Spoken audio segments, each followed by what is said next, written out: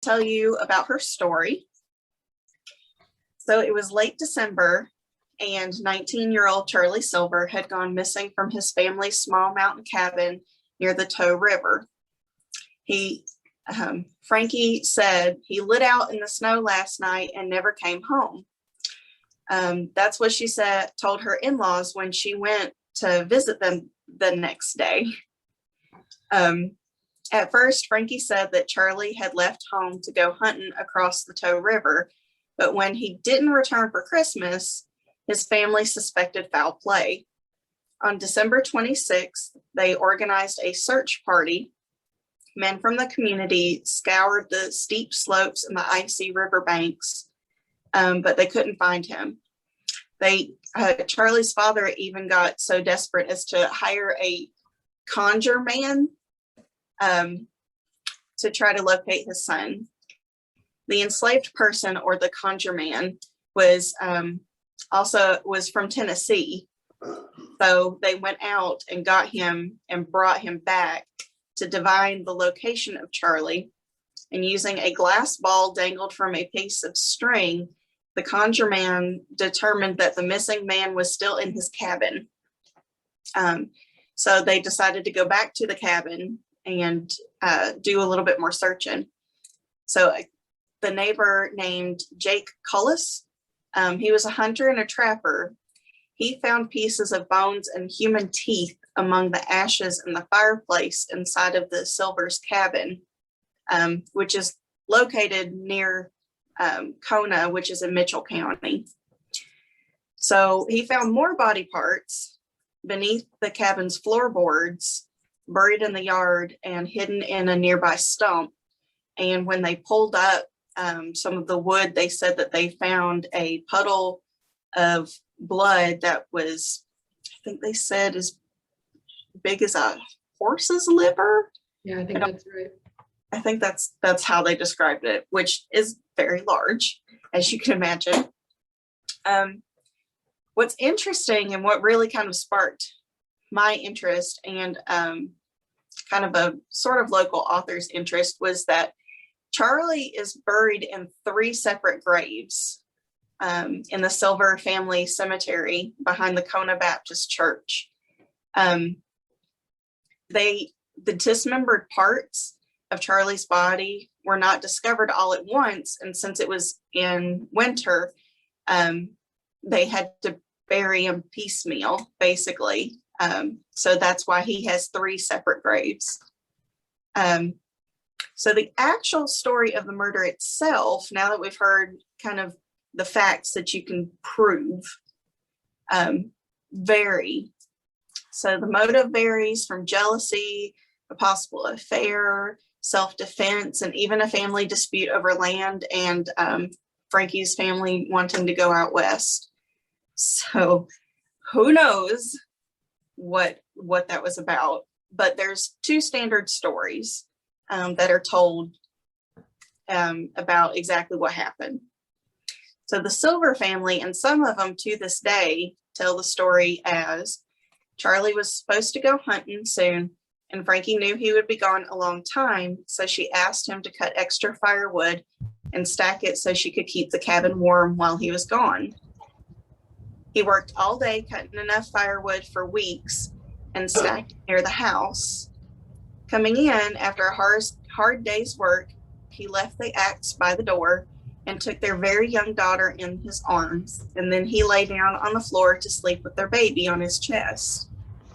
Once he was fast asleep, Frankie took the girl and put her out of the area, and then she took the axe that he had set by the door and made to kill him, but didn't quite make it a killing blow. And the legend says that he then sat up and shouted, "God bless the child." Who knows why? And of course, that's like a curse. I know. I guess it was a curse. And of course, like, scared to death because she just tried to kill him and he just sat up, she ran to the other side of their home. And after a small amount of time, she came back and finished the job. And then she cut up the body into pieces and fed them into their fire, using up all of the firewood that she had made him cut earlier that day. So you could see why the Silver family would prefer this story, because it paints him out to be a really nice, hardworking man who takes care of his family, and that she's this crazy villain that just decided to, out of jealousy, because she thought that he was with another woman, to. So another version of it says that Charlie had been sent to get the Christmas liquor. On the way home, he did what any 19-year-old might do. He drinks. And so he keeps drinking and drinking until he's pretty far gone. So he comes back home to the cabin to a complaining wife and a screaming baby. Suddenly, he's in a foul mood and things turn ugly. He picks up his gun and shouts, "So help me, Frankie, if you don't shut up, I'm going to shoot the both of you." And he probably didn't mean it, but by this time, Frankie had picked up the axe and she screamed at him, "No, I won't let you hurt me or my baby." And she swings the axe at him and doesn't quite kill him. It does knock him to the ground and everything, and then she sees how much he's suffering, kind of just finishes it at that point. And scared to death, and not realizing that justifiable homicide is even a possibility, she felt that she had to make it appear like Charlie had never come home. There's always going to be conjecture as to whether Frankie had help in her decision, or whether she had help in the ensuing activity from her mother, Barbara, and her brother, Blackstone, because they were, you'll find out later, they were also arrested, but there wasn't anything proven from her. But the townsfolk would attest that Charlie was a drinker, and he could get kind of mean sometimes, and so there is good possibility that he had been abusing her for a while. So I will pass it off to Bobby to talk about what happened next. All right, so Frankie was arrested in January of 1832, and sorry, I'm having some issues. And then her trial was in March of 1832, and we know surprisingly little about the trial. There's not a lot of documentation that tells us a lot of details about it. The things that we do know is that it lasted 2 days. We know that Frankie did not testify on her behalf. She was told to plead not guilty. Her lawyer, and there's some controversy about who her lawyer actually was. Some of the historians disagree, but whoever it was, they told her that she should plead not guilty because all that the prosecution had was circumstantial evidence, which was the blood under the floor, a tire or an iron heel of Charles Silver's boot had been found in the fireplace, and they had found no body parts except out in the woods where he had been scattered. Most people felt that the most damning piece of evidence that the prosecution had was the boot, the iron boot heel, because that showed that Charles had been in the house and that Frankie probably had killed him. At the end of the first day, the jury, they were sequestered together, and they weren't on the same page about whether she was guilty or not. So what happened is the next morning when they came into trial for day 2, they asked if they could re-interview or examine the witnesses that had spoken the day before. And apparently there was some new evidence presented. We don't know what that evidence was. And the defense didn't get a chance to, rebut any of this new evidence. And when the jury came back on the Monday after the trial, they gave a 9-3 in favor of conviction. And Frankie was sentenced to hang on July 27th of 1832. And it was the judge, not the lawyer, who delayed her death sentence. The judge sent an appeal to the Supreme Court. He felt like the jury should not have been sequestered together the night before. They shouldn't have been able to asked new questions, and that the fact that the defense wasn't given a chance to cross-examine was wrong. The Supreme Court came back and said that they didn't see a problem with what happened and that the conviction would stand. During the appeal period, which took several months, the public started to change their opinions about Frankie. Before the trial, people were really disturbed by what had happened to Charles Silver and the body. They were disturbed that a woman would cut up her husband and scatter the body parts. And they were really focused on that part of it. And then after she was convicted and it was to be hung, people started to feel badly for her. And more stories of Charles Silver's abuse and his drinking started to come out. And, you know, Frankie was just an uneducated mountain girl. She didn't even know how to write or read. She would just sign her name with an X. She didn't know all about, you know, the laws. She didn't know that maybe she could have pleaded self-defense, and that probably would have gotten her off at the trial, especially based on the public opinion after she was convicted. There were 17 petitions that were filed by Morganton residents and other North Carolina residents asking for some leniency in her case. They felt that she shouldn't be hung. On June 29, 1833, which was just about a week before she was executed, a large group of women sent a letter to the governor asking him to spare her life. The governor later claimed that he didn't receive the letter in time, but that's not true. He did. He just chose not to interfere in the execution. While the appeals were going on and all the petitions were going on, Frankie's family were desperate to get her out of jail. And apparently the jailer was very sympathetic towards Frankie. He didn't think she should be executed. So it's believed that the jailer helped her uncle and her father break her out of prison on May 18th, 1833. And she was given a boy's clothes, and they cut her hair short like a boy's. And she tried to escape off into the woods. She didn't get very far. Although I read there was one clipping in one of the newspapers that said she had escaped for 3 weeks. And this was the reward that was offered for her return. The sheriff eventually caught up with the Silvers, and he approached Frankie and he said, "Frankie, you need to come back to the jail." And she said, "You know, I'm a boy, my name isn't Frankie." And her uncle said her name is Danny, which completely gave the whole charade away. It always made me laugh when I read that. Her name is Frankie. It was very funny. Oh my gosh. Her name is Danny. So the sheriff, of course, was like, "You're going back to jail." And she was taken back to jail. And at that point, she was just waiting for the appeals to go through. None of those came through for her. She eventually gave a confession before she died.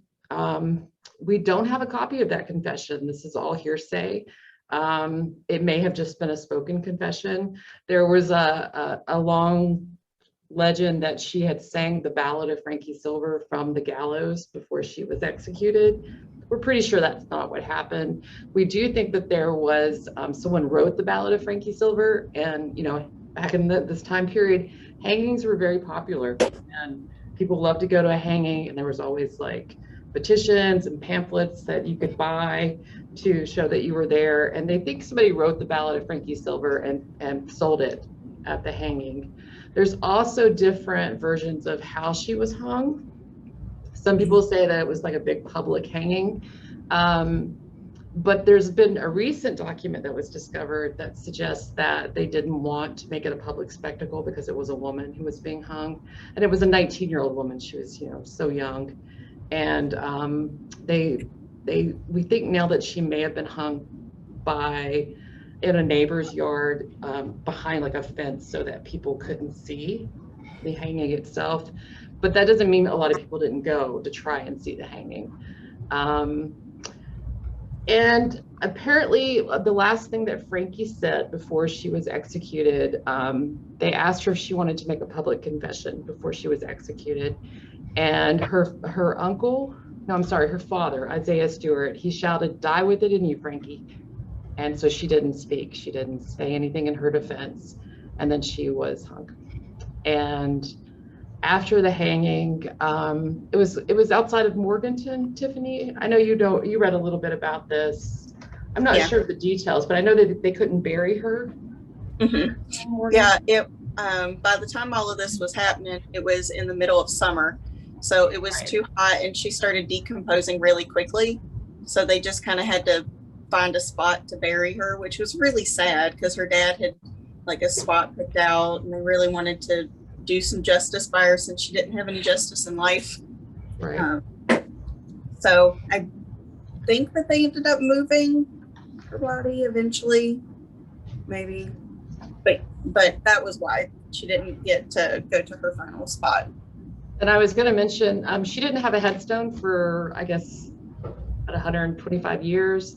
And then somebody in the community, and especially after people started coming just to see like her gravesite, had this headstone made, but they spelled her name wrong. They spelled it Silvers instead of Silver. I was like, we can't even get this girl a properly spelled headstone. But it says that she was the only woman hanged in Burke County, but we're not sure that that's true. It's not. Some historians have dug into other public records, and they say that there were at least 8 women who were hanged in North Carolina during this period. So, a couple which were white. Yes. And then this is the this was the news article that appeared, and this is the article that claims that she made a confession, but as I said, we don't have a copy of that confession. What made me laugh is that somebody was like, oh yes, she had a written confession. I'm like, okay, first off, She doesn't know how to write. She doesn't know how to write, so how did that happen? It was probably an oral confession. I'm surprised somebody didn't write it down or make a record of it. But apparently it was the second version that Tiffany gave, that he had threatened her and the baby, and she had defended herself, and then she had mortally wounded him and not intending to, and then she had killed him because she said she couldn't stand to hear him suffer. And then because she thought she had to, didn't know that she would get off if she pleaded self-defense. She felt like she had to dispose of the body. And he is rumored to be buried in 3 different spots, but I've read that that's not true. But I've also read that it was considered bad luck to dig up a grave. So when they kept finding pieces of him, they would just put it in a separate grave. I'm not sure. He does have 3 headstones. That you have to go into. Yep. Which hopefully we can go do at some point. Go visit these 3 headstones for this one person, because it's just fascinating. Yes, and I'd like to see Frankie's grave too. But they, when they arrested her, they arrested her mother and her brother too. That's true. There was thoughts that both of them helped her. They first thought that her brother had killed him, because everybody was like, oh, but she's a pitiful woman. How could a woman do that? And then somehow or another, they decided that he didn't do that. And then the mother was thought to have helped her cut up the body and feed it into the fire, which I almost, as a mama's girl, I could almost see that, because then he'd like run and be like, Mom, this thing happened. What do I do? And the mom's like, let me help you. Well, it sounds like her family was very close with her too, and that everybody kind of knew. Because after the trial, suddenly everyone was like, oh yeah, he was a drunk. Oh yeah, he was really mean. And even the Silver, the Silver family has come, like at the time they were very defensive of him, but now they've kind of been like, yeah, he was kind of not a nice guy. So I feel like the family probably was involved. Well, and one thing that I had read was that her family had been wanting to move out west. Yes. And they were trying to get her to convince Charlie to come with them, and Charlie wouldn't do it, and that made Dad mad, and he told Frankie, if you don't kill him, I will, after her getting beat and him not wanting to come with them out west. So there's that whole thing on top of it. There was also rumors of affairs, that he had had numerous affairs. Although I didn't see a lot of evidence of that. It was mostly the drinking and the violent temper that he had that people talked about. But yeah, Right, so you want to talk about pop cultural references? yeah. All right, let me go there. All right. So almost all of this is wrong. Frankie in pop culture has done dirty. Surprise. So there is, oh gosh, what was that? It's called Frankie and Charlie, isn't it? Or Frankie and Johnny. Yeah, Frankie and Johnny. Okay, so everybody thinks that song is about her, and it's not. It's about a whole different couple in a different part of the South. So that one's wrong. As we said, the Ballad of Frankie Silver, the actual song, they said that it was actually written by a school teacher and he just passed it out at the hanging, that she never did it. So that's wrong. So, and most of my interest came from this book that's pictured here.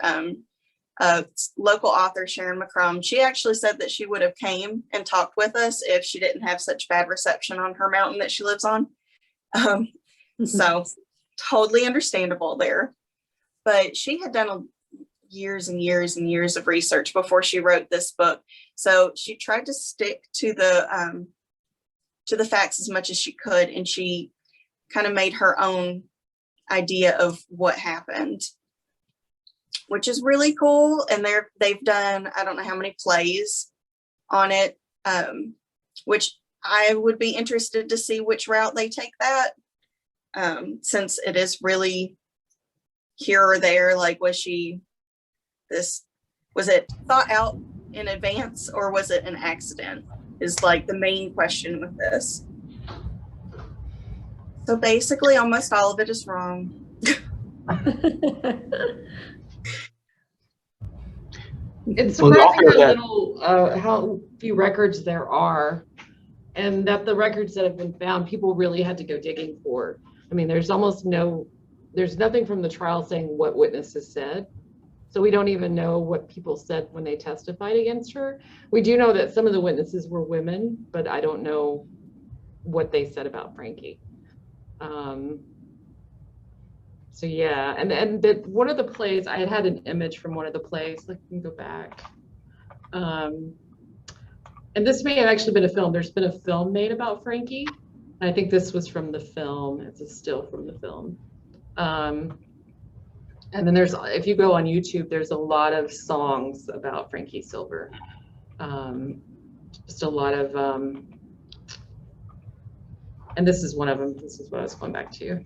I think this is the one that we had, if you have been in Independence Library for the past month. I think this is the one Mason put on our board. Yeah. People could read the lyrics. 15 stanzas of woeful, high lonesome North Carolina plaintiff. Yeah, it was, for some reason, this song, it got very popular in the 20s and the 30s, I guess, when they first started recording murder ballads. And they had it was a hit a couple of times by a guy named Bird Moore and his Hot Shots, and then the Toe River Valley Boys recorded the song. But if you read the lyrics, it's a confession about premeditated murder, which is not what we think happened. Not what we think happened. Most people seem to think now that she acted in self-defense, and that there was a lot of evidence of abuse. Right. And that's. And I would just, right. I would just argue that's probably why everyone keeps thinking about it and talking about it, is because it doesn't square with everyone's conscience. That was the way that justice, quote, justice should have been done. Well, I imagine men wrote these songs too. Right? Yeah. So I would argue that, like, it could have been, they tried to clean up, a mess after doing only what was necessary to, a mother protecting herself and her baby, And I would argue that it could have been just left at that. Yeah. uh, Well, and And I read one book that was talking about violence against women during this time period and how hard Yeah. it was to get a conviction. And Mhm. one Right. man literally beat his wife to death in front of 3 witnesses, and he got away with the murder. Like, they did not Yep. prosecute. So that was another reason I think her lawyer advised her to say she was innocent. I don't think anyone expected people in the town to rally around her the way they did after she was sentenced to death. Yeah. So it was very hard to get a conviction for spousal abuse at that time, or use that as a defense. So, And it strikes me just now as being really dumb that, like, at that time she wasn't allowed to speak in her defense because the defendant wasn't allowed to speak right. in their own defense, and yet everybody after that makes a big deal about confessions, and they even made up their own. Like, you know, they're appropriating her voice. Right. She wasn't allowed to say anything, so everybody else, you know, did a bunch of mansplaining for her and painted it, you know, however they felt like. That's a really ugly way of co-opting someone's narrative. Right. And I feel like most of what happened was everybody before the trial, during the trial, was only focusing on, okay, she pleaded innocent, that she didn't do it. So that's what they were focusing on. They were like, well, obviously you did it. And that's what they got obsessed with. And then afterwards, when she was convicted and sentenced for hanging, they're like, no, wait a minute. We just thought we were proving that she did it. We didn't realize that she was going to get hanged for this.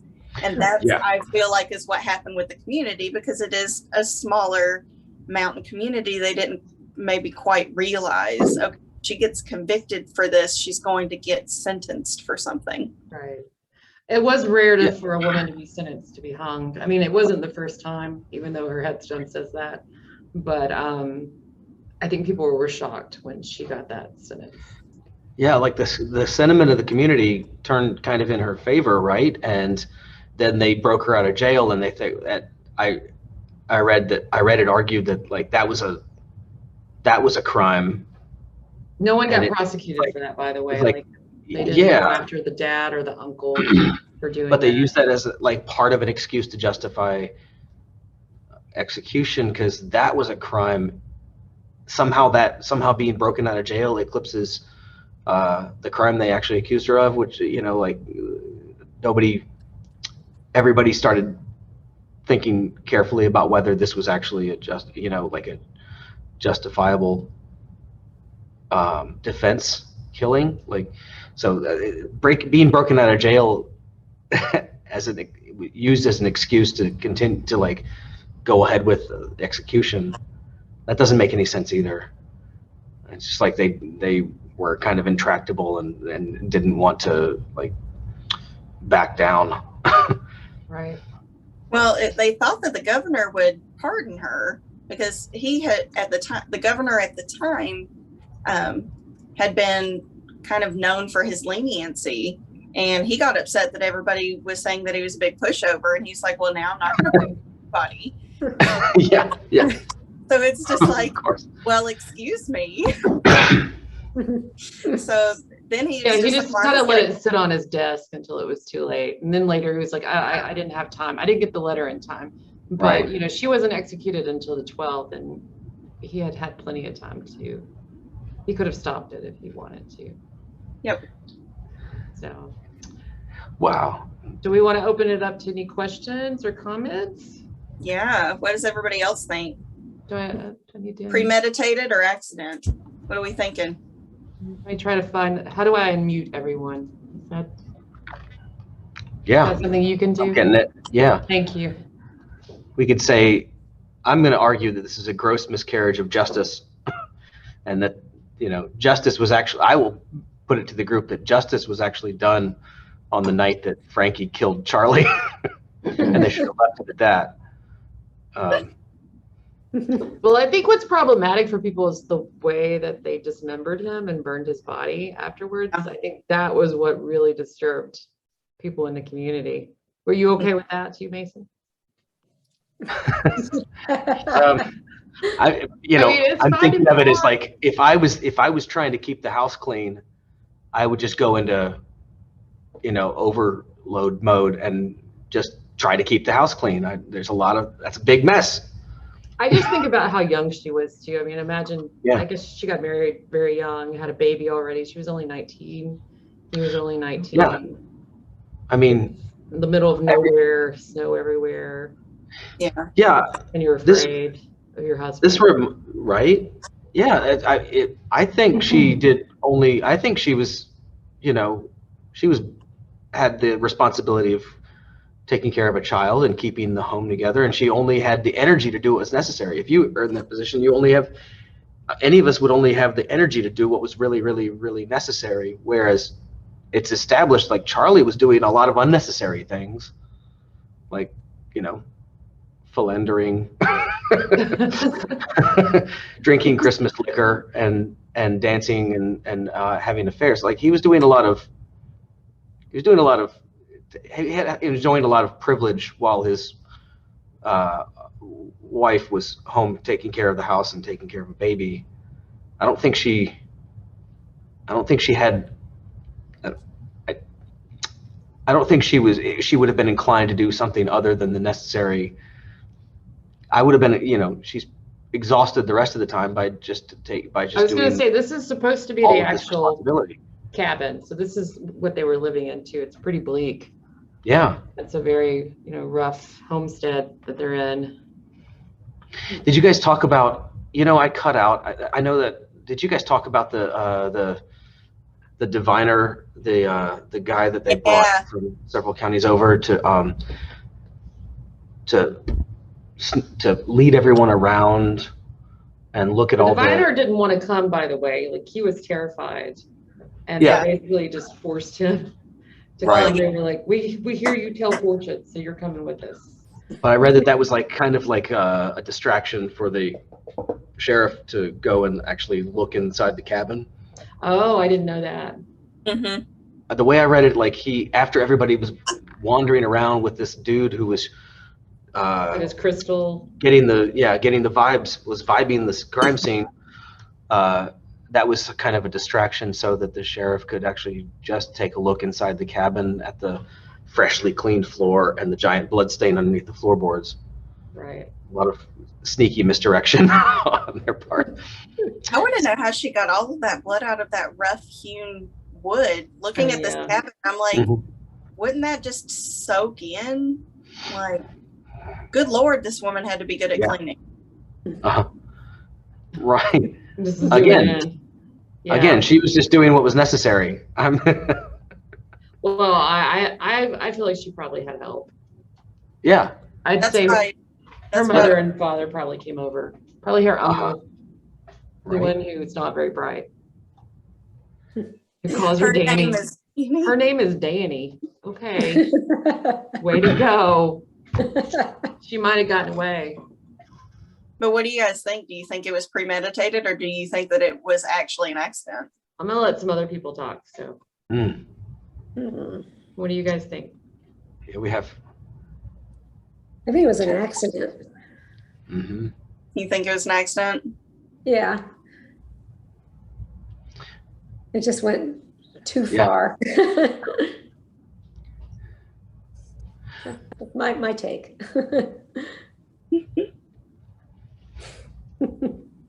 Anybody else have thoughts on that?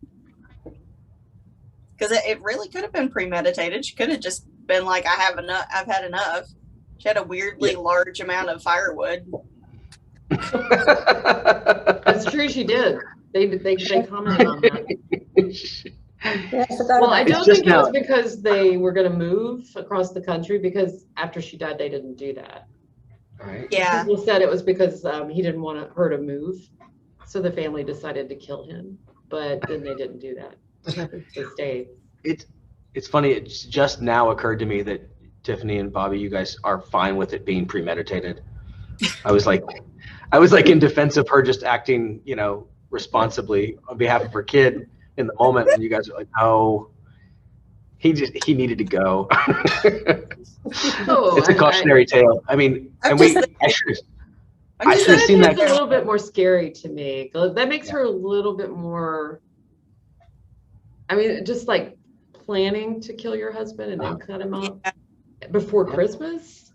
Mhm. That's kind of, that makes it a very Well. dark story. So I don't know if I'm okay with that. I see it more as an accident, though. I think Colleen's probably right. They were arguing. Can I raise my hand or something? What do I need to do? Yeah, just speak up. Whatever happened to the child? So the Nancy. child actually grew up just a normal human being, normal person. They still have, what was it? They have family reunions. Both sides of the family still have like these huge family reunions that strangers just show up to be like, hey, I heard about this cool story. And they're like, yep. Oh, now isn't that weird? Wasn't there some further family tragedy with Nancy? Like something happened to Yeah, her husband? Am I misremembering? I think so, but I didn't look very much into Nancy. Yeah. There's actually a book about Nancy called, I think, A Life for Nancy. I can't vouch for how good it is or how accurate it is, but somebody went and started digging into the family history to find out what happened to her. And I was going to pull up our sources too, just so you can see like what we looked at. I mean, for this particular program, I think everyone used The Untold Story of Frankie Silver, Was She Unjustly Hanged? That's by Perry Young. And he and Sharon McCrum don't agree on a lot of things, just FYI. Yeah, no, that was really funny. There's part of that book that he said that he reached out to Sharon McCrum to tell her that she got the lawyer wrong. And I can't remember exactly what she said back, but he described her as a fiery mountain woman. Oh, she signed his book, or he asked for her to sign a copy of her book for him, and she wrote, "I am right," and signed her. So, yeah, I mean, I think it's a friendly disagreement, but yeah, they might come to blows because they're both experts on this case. They've both done a lot of research, but they do disagree about a number of things. So I wish we could have had Sharon McCrum come and talk to us. She shared a lot of her research with us, which was really nice because she's done a deep dive into this case. Yeah. Jessica says, I feel anyone having to live in that cabin in a bad marriage would have very questionable sanity. And just think it's in the middle of winter. I mean, you're completely isolated. There's no one around for miles. I mean, they didn't even really start to look for him for almost a week, I think.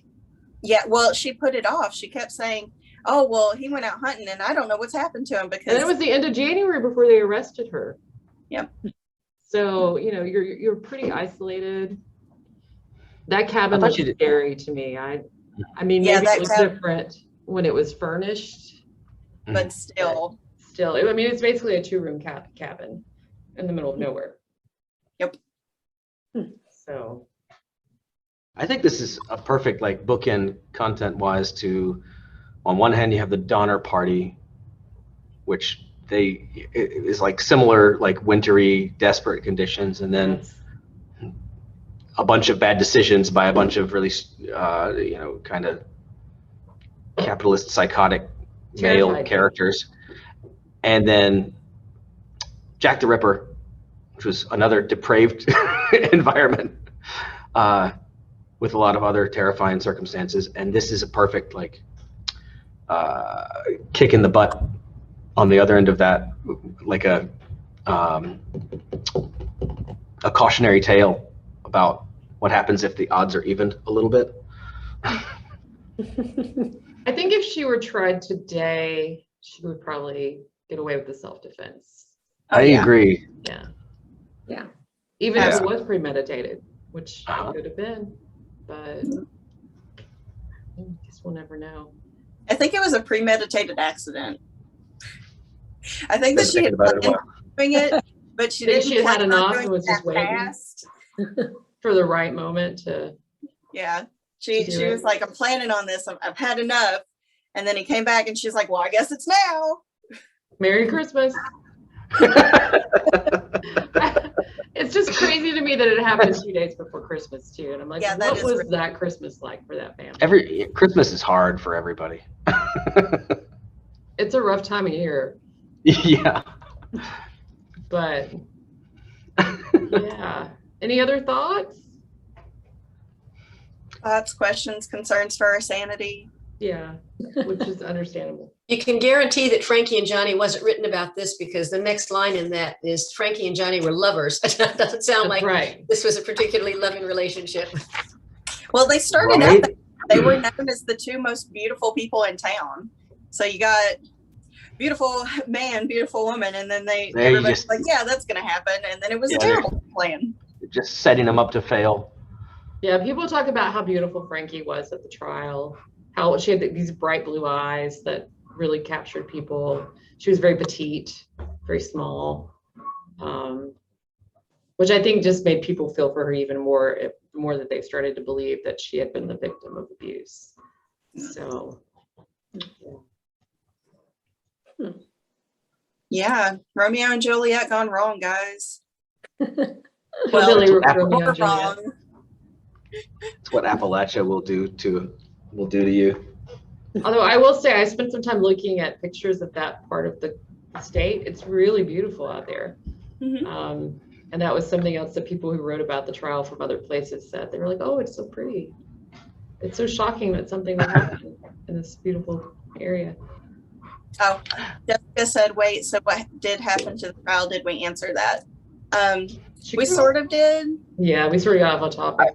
I think Nancy, tell me if I'm wrong. I think Nancy was married twice. She had a kind of a, not the most idyllic adult life, but also like I read mention of like, kind of an extended curse of Frankie's side of the family, like snake bites and wagon accidents. Yeah, that's what I was thinking. I was thinking there was more tragedy that came. Uh-huh. But do we know who raised Nancy? Was it her grandparents? All right, guys, I have her find a grave. I'm going to read it to you. Oh. So she married, and her last name ended up being Parker. It said only 2 years old when her mother died on the gallows. She was raised by her grandmother. In January 1850, at the age of 19, she married David W. Parker, a young McDowell County farmer.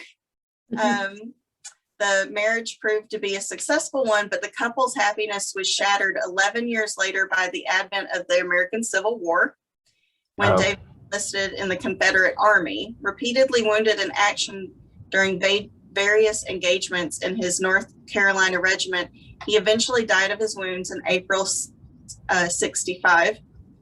Nancy, then 34, was devastated by his loss and left a widow with several children. In the early 1870s, she married a William C. Robinson. Their marriage produced a son, but ultimately failed, at which point Nancy reverted to using her first husband's surname. And at the time of her death, shortly before her 71st birthday, her survivors and descendants included descendants from both marriages. Yep. How many kids did she have? Do we know? Does it say? Lots. Lots of kids. So it sounded like she had 8. Wow. I think 8. How about that for quick draw research? Librarian, good for that. Wow, that's what we tuned in for. Yeah. So she lived a nice long life. It just wasn't always great. Started out on the wrong foot. Started out with axe murder and middled out in the Civil War. Yeah. Yeah. Oh, as you do. As you do there. But any other questions? Well, No? I got to be on the desk, everybody. So before I go, I just wanted to thank you for sticking it out through technical difficulties. I know that never happened to Leonard Nimoy or Dana Scully, but What are we talking about, Mason? Pardon? What are we doing next time? Next time in August, we're doing History's Mysteries is going to be the world of voodoo. And we're talking about African religion, Haitian voodoo, Jamaican, New Orleans. We're going to try to cover it all, and maybe even have some spells we can recommend, like Oh, dude. for good luck or for evil. I better not get hexed. Please tune I'm in. telling you. We got a lot of ground to cover in the next month, so please catch us back here at the end of August for History's Mysteries about voodoo. But this has been History's Mysteries about Frankie Silver with Tiffany and Bobby. A little bit of local legend for you. Yep. Went local. Bye, guys. Happy summer break, everybody. Yes. Enjoy it. Thank you. Great job, guys. Thank you. Thank you. Coming. Bye, Helene. See you. Good to see Take you. care. Bye. Hi, Mason. Hi, Mom.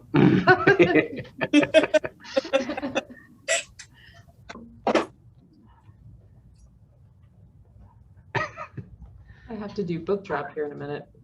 Ooh. Yeah. Back on with the mask, Dude, man. So Nancy Silver has like the coolest find a grave picture ever. Hold on a second. Let me turn off my background and I'll show you guys. I don't know why I didn't feel like showing it to the group, but Yeah, you should have showed it. why would I Nancy do would've that? put it That would be smart. I thought about including a small section on Nancy, but I didn't. Can you see her? Not really. It looks very scary, actually. Do you want me to pull it up? Look at that hair. She is pretty, though. That hair though. I think that was the style. It was awesome. The higher the hair, the closer to God. As you do. That's what they say in the South. Yup. All right. Let's log out of here and go do things. All right, I'm going to go do some book drop. See you guys All right. later. I'm going to stop See ya. sharing now. Yep.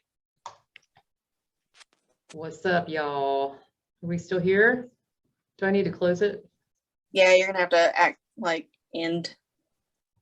Oh, Eric says, Mason, I'm on the desk to take your time.